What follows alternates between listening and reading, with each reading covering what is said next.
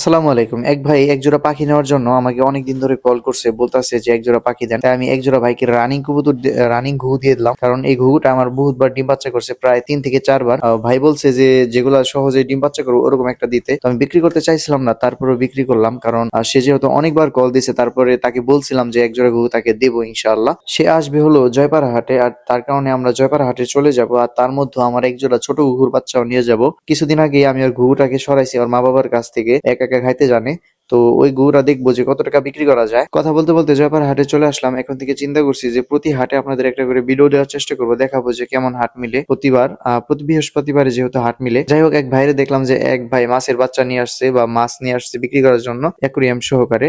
তো আমি রাসেল ভাইয়ের দোকানে এসে পাখিটাকে দেখতেছিলাম। পাখি দেখার কারণ হলো এখানে আমার ভাই আসছে আমার সাথে, আর ভাই আসছে হলো একজোড়া বাগজিগার পাখি কেনার জন্য। তো বাগজিগার পাখি ওই কিনবো, অনেক খোঁজাখাজির পর একজোড়া ভালো বাগজিগার পাখি পাইলাম, কিন্তু সব বাগজিগার পাখি দেখা যায় অসুস্থ। এখন আমরা চলে যাব কবুতরের হাটে। আর কবুতরের হাটে যাওয়ার কারণ হলো আমরা একজোড়া ঘুঘু পাখির বাচ্চা আনছিলাম, ওই বাচ্চাগুলা দেখি বিক্রি করতে পারি কিনা। সবাই চায় এডাল ঘুঘু, মানে ডিম পারবো ওরকম ঘুঘু, কেউ বাচ্চা ঘুঘু নিতে চায় না সহজে। তারপরেও একজনের দাম করলো, দুইজনে দাম করলো, একজনে বলে অনেক মানে আমার দামের সাথে মিলে নাই, যার কারণে আমি বিক্রি করলাম না। তো রাসেল ভাইয়ের সাথে আগে কথা বলে গেছিলাম, যার কারণে রাসেল ভাইয়ের কাছে বিক্রি করলাম। আর আমাদের ঘুঘু জোড়া নিতে আসছে ওই ভাইরা, যার কারণে আমাদের কল দিচ্ছে, আমরা চলে আসছি এখানে। ভাইদের কাছে ঘুঘু জোড়া বিক্রি করে বা দিয়ে আমরা চলে গেলাম হলো আধার কেনার জন্য, পাখির খানা কেনার জন্য। পাখির জন্য খানা কেনার পর ভাইরা খাঁচা দেখতাছিল, কিন্তু কোন খাঁচা কিনবো তারা বুঝতাছিল না, যার কারণে আমি একটা খাঁচা দেখাইলাম ভাইদের, আর ওই খাঁচাটা ভাইরা নিল।